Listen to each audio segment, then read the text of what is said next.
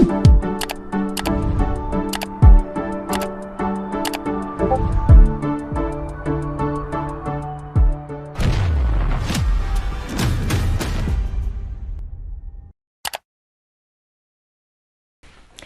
this video, the top 5 most dangerous everyday toxins for someone with CKD stage 3, 4 and 5 and how to get rid of them fast. Gathering here, we know today that people with chronic kidney disease can improve their GFR. And I want you to keep this in mind because there are studies to prove it. And today I want to focus on what really works for every single kidney disease sufferer. Because you see, when you think about your kidneys, you should imagine them like a strainer. They filter what they need to and let go of the rest. There are, however, 5 substances, 5 toxins that should never be in our systems because they can punch right through our precious strainers, creating damage. These are 5 toxins that anyone with kidney problems, especially people in stage 4 and 5 pre-dialysis, should always do their best to avoid. And I've personally met people that, after being able to get rid of these toxins such as uremic toxins, creatinine and urea nitrogen, were able to see a huge improvement in GFR already at their next test. Yes, today we will see some of the most effective ways to get rid of these dangerous toxins fast and to achieve a better kidney function fast. Let's start now. The very first thing we want to take care of is Day 1. Oxalates. Oxalates are natural compounds found in many veggies like spinach, rhubarb, beets, but also in nuts, seeds, chocolate, tea, and wheat bran. Now, oxalates are important for us because they may be causing the production of one of those toxins that are responsible for kidney damage, calcium oxalate formations.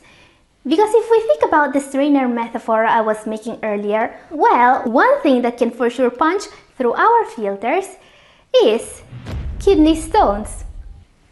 Question: how can we make sure that our risk for oxalate formations in the kidneys is as low as possible? Well, while there are some people out there that will tell you to completely avoid high oxalate foods, I'm not of the same advice.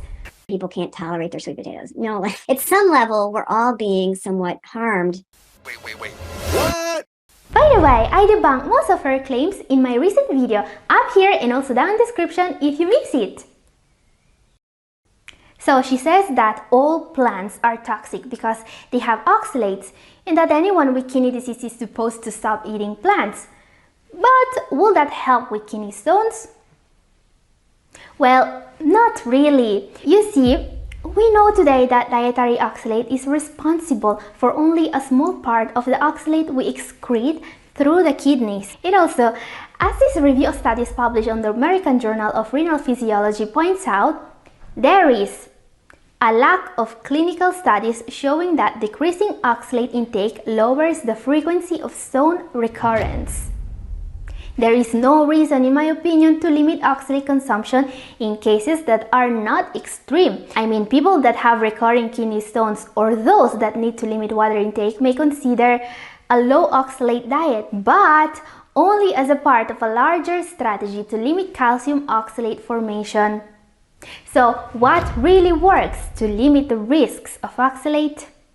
Rather than limiting high oxalate foods that are super healthy, by the way, focus on your hydration. Oxalates can concentrate in the kidneys only when we are dehydrated, so make sure you are drinking enough water every day. And also, get more calcium regularly. So whenever you eat foods such as spinach, rhubarb, beets, legumes, and nuts, consider adding a source of calcium. And while there are just a few foods naturally rich in calcium that are good for a renal diet, including bok choy and broccoli, taking a calcium supplement may also help. A trick many patients are taking advantage of is taking Tums at their main meals. Calcium carbonate, often known as Tums, sticks to oxalates in the gut, preventing it from reaching the kidneys. So consult your nephrologist about that. because this would also help us with the next toxin we need to take care of. This is something that anyone with kidney disease should be really limiting. Now guys, if you think this video is interesting, consider giving it a like and also sharing it with a friend. Day 2. Phosphorus. Phosphorus is way more dangerous than oxalate because while not everyone with kidney problems is sensitive to oxalates, everyone would need to limit their phosphorus intake. So if your aim is to improve your GFR, especially in stage 3 and 4, you absolutely need to be careful with phosphorus intake. In all kidney patients, too much phosphorus can cause a long list of serious problems: muscle cramps, bone and joint problems, but also heart attacks, strokes, and a faster decline in kidney function. Yes, studies are linking higher serum phosphate levels to a higher mortality rate. Question: what really works to limit the risks of phosphorus? In the past, it was recommended to limit the intake of all the foods containing phosphorus, vegetables included. Today, we know that this recommendation is outdated and it only causes more problems because, as the current guideline for nutrition in CKD points out, restricting phosphorus intake without monitoring phosphorus levels never worked. So in order to make sure that your phosphorus levels are never outside parameters, there are 2 strategies that actually work.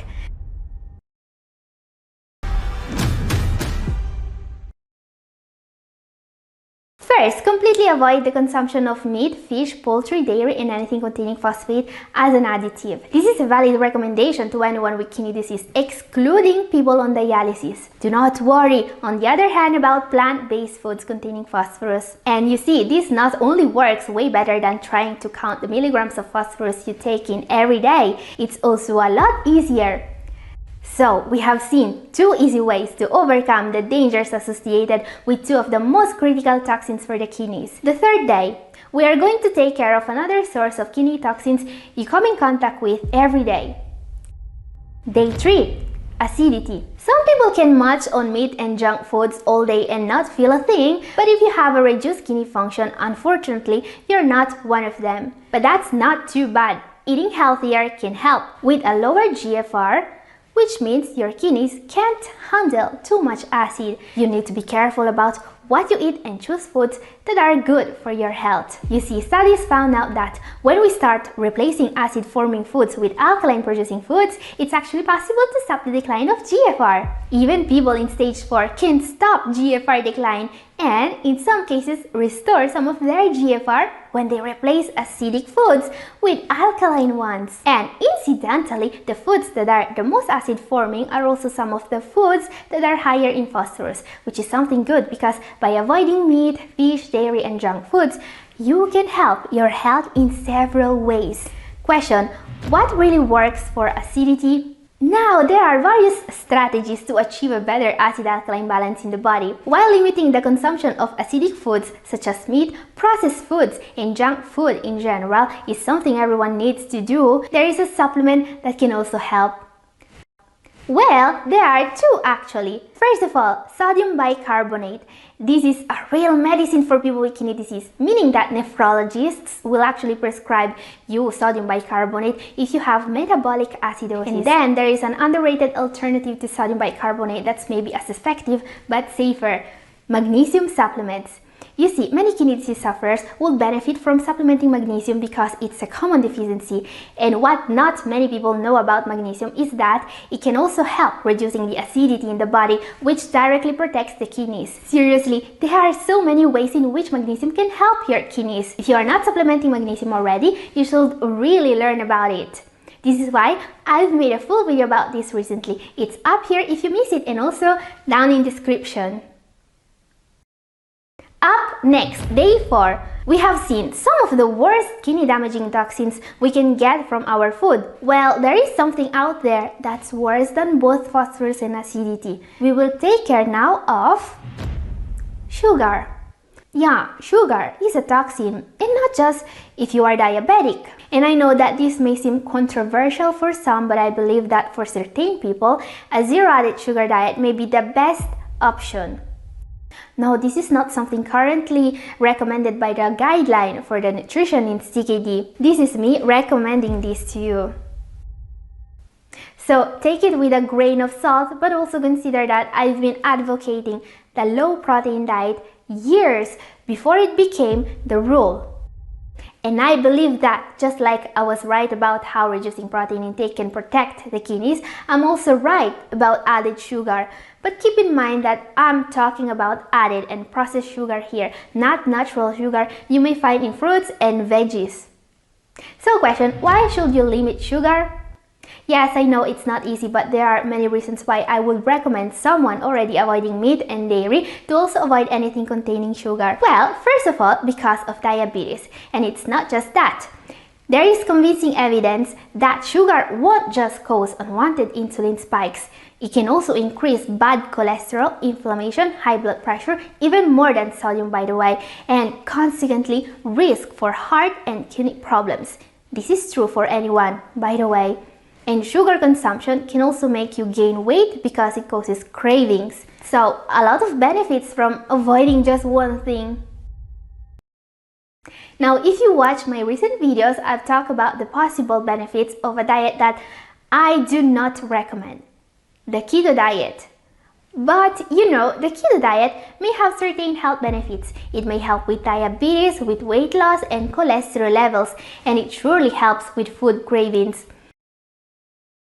There are, however, many dangers and unwanted effects of the keto that make it not a good choice, especially for those with diabetes or kidney problems. Now, here's the thing. They don't want you to know about the keto diet. A recent study compared it to a low GI personalized diet, a diet that doesn't completely cut all carbs, just high glycemic carbs such as sugar and ultra-processed grains. In this study, the low GI diet group had lost significantly more weight than the ketogenic diet group. The low GI diet group also had significantly greater improvements in total cholesterol, HDL cholesterol, and fasting glucose compared to the ketogenic diet group. So it looks like the keto folks completely misunderstood the reason why their diet kinda helped. It was not the whole avoiding fruit part, it was just the avoiding sugar part that helped. And this is, in my opinion, very interesting for us because, you know, you cannot do a keto diet if you have CKD, especially in the advanced stages. But you can definitely limit sugar and ultra-processed carbs consumption and still get all the benefits. And that's great, in my opinion. Now, completely avoiding sugar is not something I recommend to everyone, clearly, because not everyone needs to lose weight, and a little bit of sugar is not the end of the world for someone that maybe is struggling to keep their weight up. One more toxin to take care of, the most dangerous one. This is the kind of toxin that creates most of the symptoms linked to CKD. Day 5. Creatinine. Creatinine is one of the main uremic toxins. Removing it before it can do damage means directly improving GFR. This is why finding ways to remove this toxin naturally on a daily basis is something I always recommend. And what I prefer to use to do that is acacia fiber. Acacia fiber is the gum that's naturally exuded by the acacia tree, and it has the ability to absorb scores such as creatinine, urea, nitrogen, and uremic toxins directly in the intestine before they get in the system. This effect is so powerful it was used in 9 people in stage 5. They were only given acacia fiber and that lowered their creatinine levels so efficiently that some of them were able to go on for years without the need for renal replacement therapy.